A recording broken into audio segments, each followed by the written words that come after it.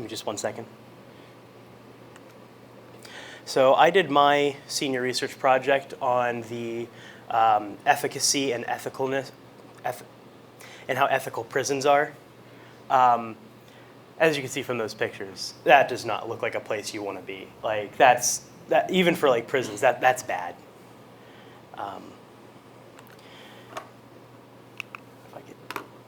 If it would just work. From what I've found, that there is a surprising amount of corruption in the prison system today. From like the graphs, you can see like of all the people in prison, 1 in 3 black people, 1 in 17 white people, 1 in 6 Latino people. Like that's a lot. And then the sexual and physical violence in prisons is just incredibly high. 35% of people, 35% of men in prison have had physical violence against them that has sent them to the hospital with serious problems. And for women in sexual violence, that is really high. And like the police like the guards in prison, I have often throughout my research, I have seen that they will take monetary favors, sexual favors, and just for no reason abuse the inmates. And that's not all right. That needs to change and fast. And one of the biggest things that I have found that has been a great example has been Guantanamo Bay. It is a prison that has been that was started in 2001 after the events of September 1st. And they would arrest people from the Middle East, didn't matter, men, women, children, were not read their rights, were not read their charges, they had no trial. There are still 166 people in that prison who suffer daily torture, waterboarding, electricity, and they can do this because it is out of US jurisdiction. It is in Cuba. So there is no US, we cannot intervene. Every president since Bush has been trying to get people out, but they get 1 or 2 people out. And there is still a shock. There are 2,200 guards. So that is one prisoner for every 13 guards. That is a lot.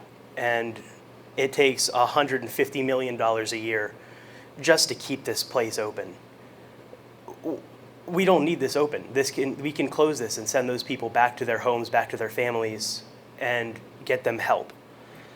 And there has been no sign of it stopping. We have not seen any hope of this closing anytime soon.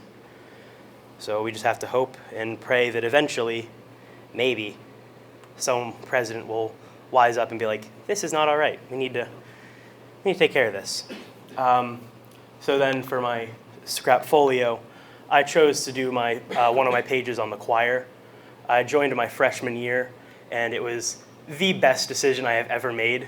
The people in that group are just the kindest, most accepting, generally just the best people I've ever made and will be lifelong friends that I will always know and remember and keep in touch with. I have a couple performances. I forget which that one is at the bottom.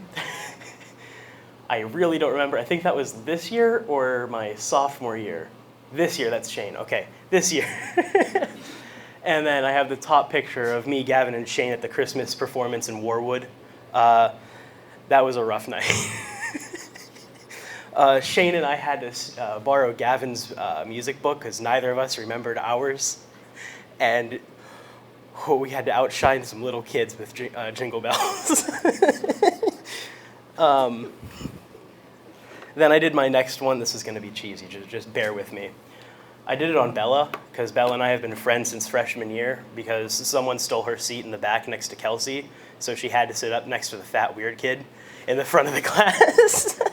And so that was honestly one of the best decisions she's ever made, I think, because... Sorry, Kelsey, but I'm a better friend.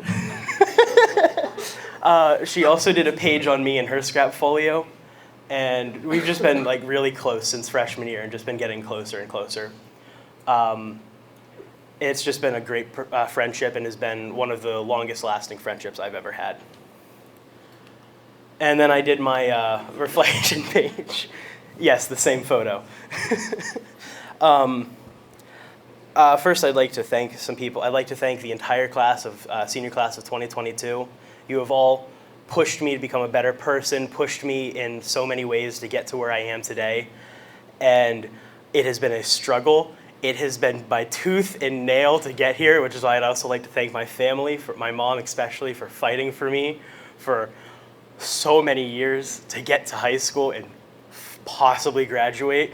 I have a D in government and riding by the bootstraps. We will see if there's a diploma. I am trying my hardest. Oh, God. I am so tired and so nervous. This entire week has been a constant panic attack between the play, performances, and this. And I chose for my quote, perseverance is not a long race, it is many short races, one after another, which is a great way to describe my senior year. My God. It has just been so many struggles. I have wanted to drop out. I have asked Miss Francis, you can ask her, is it too late to drop out now? Like, it is, and college, I'm not sure. I know I'll be okay with the culinary part, but core classes, man, I don't know.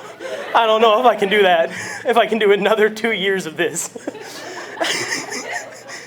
I don't think I can take the responsibilities. I hardly can take care of myself as it is. Can I do it by myself? So we'll see how college fits me. I'll be going to Northern next year, only for 2 years because of culinary. And then I plan to open a D&D themed restaurant. Maybe here, maybe New York, we'll see. Where people can just come in, play games, read books, talk about whatever they want to talk about, and eat some really nice D&D themed food and drinks. Thank you very much, and this is my presentation.